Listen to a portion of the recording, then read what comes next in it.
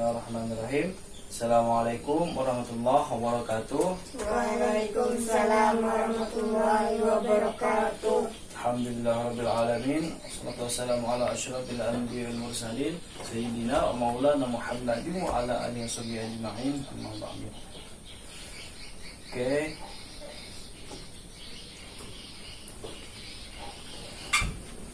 Kita absen dulu lah. Anissa, Hadir. Nabil, Hadir. Ehor. Hadir. Oke. Hadir sebentar. Kita duduknya nulah kerapiannya kita mau kan. Yuk. Sebelum mulai pelajaran sapi lagi kita. Sudah? Sudah. Oke. Kita berdoa sebelum memulai pelajaran. Yang pimpin doa. Bismillahirrahmanirrahim. Rabbi shrahli sadri wa yassir li amri wahlul 'uqdatam min lisani yafqahul qawli. Rabbana atina fid dunya hasanah wa fil akhirati hasanah wa qina adzabannar. Amin. Oke. Mudah-mudahan kita belajar ini lancar lah. Berdoa. Oke, yang tahu kita akan mempelajari materi hari ini apa? Ada yang tahu kah?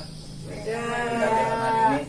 Oke, kalian yang tahu akan Bapak jelaskan sedikitlah tentang materi yang kita ajarkan. Oke, kebahagiaan anak yatim adalah kebahagiaanku. Nah, jadi kita akan bahas hadis tentang tolong menolong dan mencintai anak yatim. Itu yang kita bahas hari ini. Oke.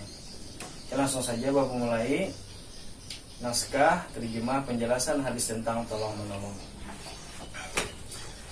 An ibni Syihab bin Adna Salim ibn Abdullah bin Umar akhbaru anna Abdullah bin Umar akhbaruhu anna Rasulullah sallallahu alaihi wasallam qala al-muslimu akhu muslimi la yajlimuhu wa la yuslimuhu man kana fi hajati akhihi kana Allah azza wa jalla fi hajatihi wa man qarraja an muslimi kurbatan farahallahu anhu biha kurbatan min kurbin yaumil qiyamah wa man syatarul musliman satarahu Allahu azza wa jalla yaumal qiyamah. Rawahul Bukhari. Artinya dari Ibnu Syihab, sesungguhnya Salim bin Abdullah telah mengkabarkan kepadanya bahwa sesungguhnya Abdullah bin Umar radhiyallahu anhu mengkabarkan Rasulullah Shallallahu Alaihi Wasallam bersabda, Muslim yang satu adalah saudara Muslim yang lain. Oleh karena itu, ia tidak boleh menganiaya dan menyerahkan kepada musuh. Menyerahkan kepada musuh. Barang siapa memperlihatkan kepentingan saudaranya, Allah akan memperhatikan kepentingannya. Barang siapa membantu kesulitan Muslim, maka Allah akan membantu kesulitannya dari beberapa kesulitannya pada hari kiamat kelak. Dan barang siapa menutupi aib seorang Muslim, Allah akan menutupi aibnya pada hari kiamat. Hadis riwayat Bukhari. Nah, oke. Jadilah kita tuh amunnya ada kawan kesusahan, kita bantu. Amun ada nang kesulitan kan kawan apakah kita bantu lah. Jadi kan kita tuh pasti dapat balasannya juga dari Allah Subhanahu wa taala. Yang ada di dunia di akhirat kena. Penjelasan hadis pertama nah penjelasannya Rasulullah Shallallahu Alaihi Wasallam bersabda mengajarkan kita untuk saling menolong, tolong menolong. Nah, tolong menolong atau ta'awun merupakan keharusan bagi setiap orang karena manusia tidak hidup di dunia tanpa pertolongan orang lain. Setiap pekerjaan apapun bentuknya pasti membutuhkan kerjasama dengan orang lain. Di samping itu, tolong menolong dibutuhkan tidak hanya dalam urusan pekerjaan, melainkan dalam hal-hal nasihat-menasihati dari kebaikan, anjuran berbuat kebajikan dan lain sebagainya. Nah, jadilah kita tuh hidup tuh Ada mungkin sorangan aja pasti ada bantuan dari orang lain kan juga, apa kita minta bantuan kah atau orang minta bantuan kita bantu aja, jangan kada mau kada nah. Harus saling bantu maupun dalam urusan pekerjaan ya. Kalau yang saya sambil belajar apa kerja sama pasti ada kawan bantu ya. Kalau ada mungkin sorangan, namun sorangan wadah itu bukan mudah dapat kayak nah. Hal ini sebagaimana tercermin dalam firman Allah Subhanahu wa taala, wa ta'awanu 'alal birri wattaqwa wa la ta'awanu 'alal ismi wal 'udwani wattaqullaha innallaha syadidul 'iqab. Artinya dan jangan tolong menolong dalam berbuat dosa dan pelanggaran, dan bertakwalah kamu kepada Allah Subhanahu wa taala, sesungguhnya Allah itu berat siksanya. Quran surah Al-Maidah. Nah, jadi jangan manulah misalnya ada yang membuat dosa nih kawan atau pelanggaran apakah kita jangan dibantu kayak itu lah. Jangan dulu kita membantu. Hal-hal yang berbau dosa atau pelanggaran apa kawan minta bantuan jangan dibantu. Kecuali kayak ya janganlah itu nah. Jangan dibantu. Tolong menolong dan bahu-membahu menjadi tuntunan dalam kehidupan bermasyarakat. Nah, jadi tolong menolong tuh sudah membahu-bahu di dalam kehidupan bermasyarakat nih. Kayak misalnya pengantenan ya, kalau pasti ada orang terdekat tetangga-tetangga membantu macam-macam. Kan ya kalau di pengantenan tuh pasti ada yang membantu lah. Dan lain-lain ya, kalau acara apa kan pasti ada tetangga membantu. Ketika tetangga kita sedang menderita sakit, maka selayaknya kita menjenguk dan mendoakannya. Nah, misalnya ada tetangga yang garing, pasti kita harus menjenguk lah ya. Kalau jangan kada dijenguk, kasihan tetangga kan kada tahu lalu, jangan lah itulah. Atau tatkala orang-orang di sekitar kita mengalami suatu musibah, hendaknya kita membesarkan hatinya dengan mengunjungi atau menghiburinya, sebab kehadiran kita akan membantu meringankan beban mereka dan menjadi pelipur lara dalam kehidupannya. Nah, jadi misal orang garing itu dielangi himung, ada nama elangi. Misalnya tetangga kita garing dielangi kan sepinya himung kayak nah. Himung namanya ada orang berkunjung punya. Jangan orang garing sumpahi, jangan kita jenguk aja, kita doakan mudahanlah kesembuh atau kayak itu. Paham? Paham. Paham. Dalam hal ini Rasulullah Shallallahu Alaihi Wasallam bersabda, telah mengajarkan untuk saling tolong menolong dalam bermasyarakat. Nah, Rasulullah pun mengajarkan kita juga, mengajarkan itu tolong kita tolong menolong dalam bermasyarakat, kayak itu saling membantu juga. Jangan pemalas kayak itu mana. Beliau mengibaratkan sikap semacam ini sebagai bangunan yang saling menguatkan satu sama lain. Al-mu'minu lil mu'mini kal bunyani yashuddu ba'duhu ba'dan wa shabbaka baina asaib. Rawahul Bukhari. Nah, artinya mukmin yang satu dengan yang lainnya bagaikan sebuah bangunan yang saling menguatkan antara sebagian dengan sebagai lainnya. Rasulullah SAW sambil memasukkan jari-jari tangan ke salah jari lainnya. Hadis riwayat Bukhari. Oke, lanjut. Hadis kedua.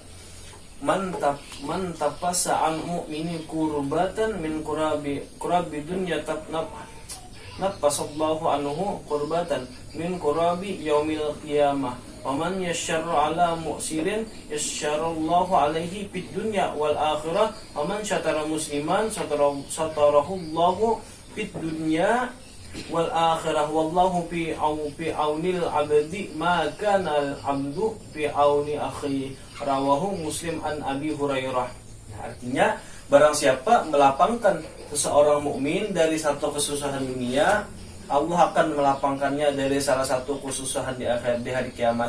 Barang siapa meringankan penderitaan seseorang, Allah akan meringankan penderitaannya di dunia dan akhirat. Barang siapa menutupi aib seorang muslim, Allah akan menutupi aibnya di dunia dan akhirat. Allah akan menolong seorang hamba selama hamba itu mau menolong saudaranya. Hadis riwayat Muslim dari Abu Hurairah. Nah, jadilah Allah akan meringankan penderitaan lubuhan pian, amunnya pian menutupi aib seorang muslim kayak itu. Nah, umumnya ada kawan apakah bisa aib jangan dibongkar lah, kasihan ninya ditutupi aja. Karena Allah akan membalasnya di dunia dan akhirat kena. Ada aja balasannya kena.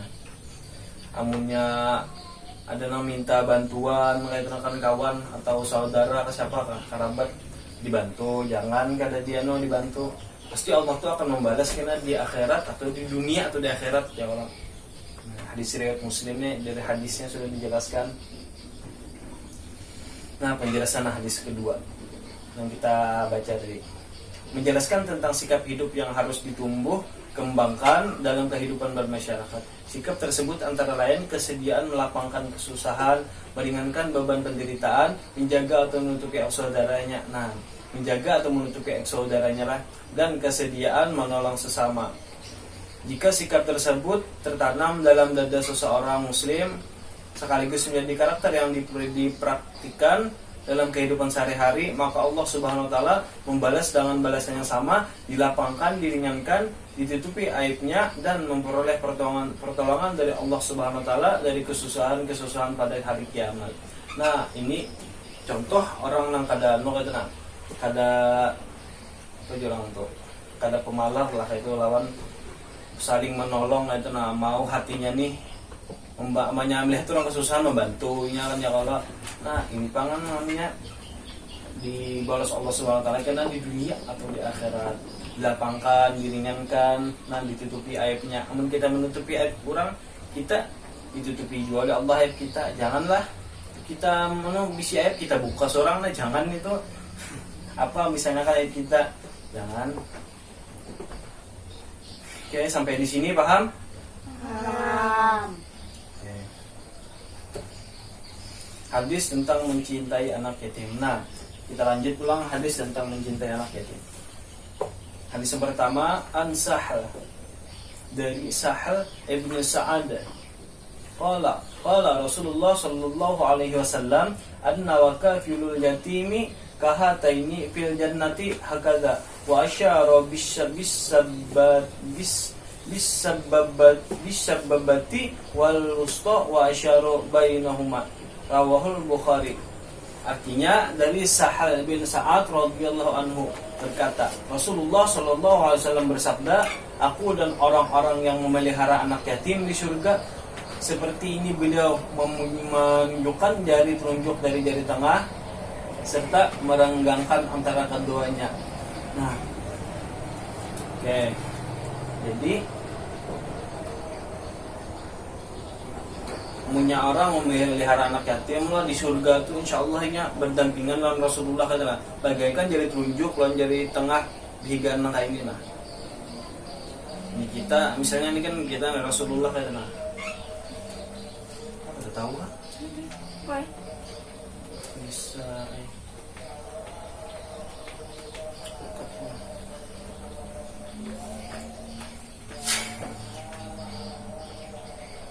oke. Lanjut hadis kedua, an Abi Hurairah radhiyallahu anhu qala Rasulullah sallallahu alaihi wasallam, khairu baitin fil muslimina baitu fihi yatimu yuhsanu ilaihi, wa syarru baitin fil muslimina baitu fihi yatimu yusa'u ilaihi. Rawahu Ibnu Majah. Yang artinya dari Abu Hurairah radhiyallahu anhu berkata, Rasulullah shallallahu alaihi wasallam bersabda, sebaik-baik rumah seorang muslim adalah rumah yang di dalamnya ada anak yatim dan diasuh dengan baik. Seburuk-buruk rumah orang Islam adalah rumah yang di dalamnya ada anak yatim yang diperlakukan dengan jahat. Nah, jadi misalnya di rumah kan ada anak yatim kayak itu, nah itulah paling baik rumah. Misalnya ada orang sebelahnya anak yatim tapi dia diperlakukan dengan jahat, dipukuli apa-apa, itu paling buruk rumah kan daripada rumah yang rusak-rusak. Itu paling buruk walaupun rumahnya itu bagus tapi anak yatim itu bisa dipukuli atau apa-apa. Itu paling walaupun jauh kayak ini rumahnya bagus, ada anak yatim dalamnya tapi dipukuli terus. Nah, itu paling buruk rumah. Jangan diperlakukan anak yatim itu yang jahat-jahat, jangan. Di baik-baik aja kayak itu. Nah, dan padahal di sini sebaik-baik rumah seorang muslim adalah rumah yang di dalamnya ada anak yatim dan diasuh dengan baik. Nah, itu paling baik rumah walaupun rumahnya halus tapi bingung anak yatimnya tulus kan baik kayak itu. Nah, itulah sebaik-baik rumah orang kayak itu. dan sunnah baik kan namanya rumah paling bagus gitu. Oke, lanjut penjelasan hadis. Hadis di atas kan mengajarkan kepada kita untuk peduli terhadap anak yatim. Nah, dua butir hadis tadi kan kita jelaskan lah, itu menunjukkan kita untuk peduli lawan anak yatim. Seorang yang mau peduli terhadap anak yatim dengan cara memeliharanya secara layak, harus memberikan pendidikan dan pelatihan yang bermanfaat, gitu, membesarkan jiwanya dengan perlakuan yang baik dan wajar, dan akan memperoleh kedudukan yang tinggi di surga bersama Nabi Muhammad SAW. Kebersamaannya di surga, Rasulullah digambarkan layaknya kedekatan antara jari telunjuk lawan jari tengah. Nah, jadi kedekatannya Rasulullah di surga itulah antara jari telunjuk lawan jari tengah. Tapi syaratnya harus memelihara anak yatim, memberikannya pendidikan, gitu, nah, membesarkannya, memberikan pelatihan bermanfaat. Itulah. Itu. Lanjut. Demikian pula pada hadis kedua, bahwa rumah yang paling mulia dalam pandangan Nabi Muhammad adalah rumah yang di dalamnya terdapat anak yatim dan yang diasuh dengan baik. Sebaliknya, seburuk-buruk rumah, yaitu bila di dalamnya ada anak yatim tapi disia-siakan. Jika demikian halnya, maka keberkahan hidup tidak akan pernah terpancar dari rumah tersebut beserta penghuninya. Nah, jadi amunnya menyanyiakan anak yatim kan, rumahnya orangnya ada dapat berkahnya, gitu, ada berkah. Oke, mungkin sampai di sini saja materi kita pada hari ini. Sampai di sini kalian paham? Paham. Dan ditanyakan kah? Tidak. Oke, kalau nyala ada kira-kira paham jangan sudah sebarkan. Tidak paham. Oke, lanjut kita simpulkan dululah materi pada hari ini. Simpulannya, anak yatim adalah anak yang belum dewasa dan tidak mempunyai bapak lagi karena telah meninggal dunia. Man mata abu huwa shafir. Batasan umur yatim adalah sampai balik. Tolong menolong adalah termasuk persoalan-persoalan yang penting dilaksanakan oleh seluruh umat manusia secara bergantian. Sebab tidak mungkin seorang manusia itu akan dapat hidup sendiri-sendiri tanpa menggunakan cara pertukaran kepentingan dan kemanfaatan. Atau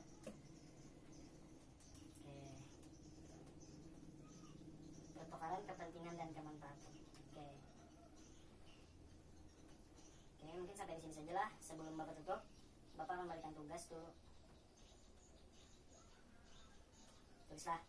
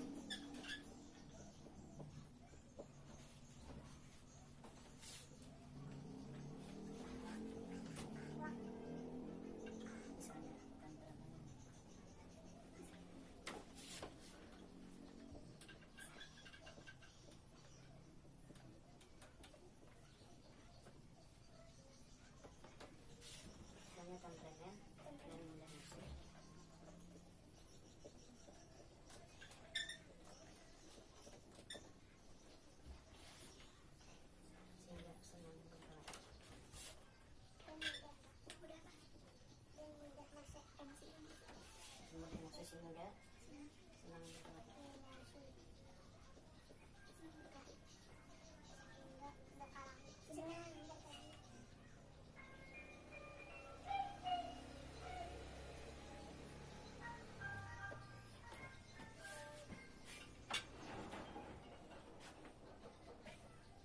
Sudah. Oke, sudah. Sudah ya di rumah HP-nya lah. Nggih. Oke. Oke, akan Bapak akhiri pembelajaran hari ini dengan mengucap hamdalah, alhamdulillahirabbil alamin. Assalamualaikum warahmatullahi wabarakatuh. Waalaikumsalam warahmatullahi wabarakatuh.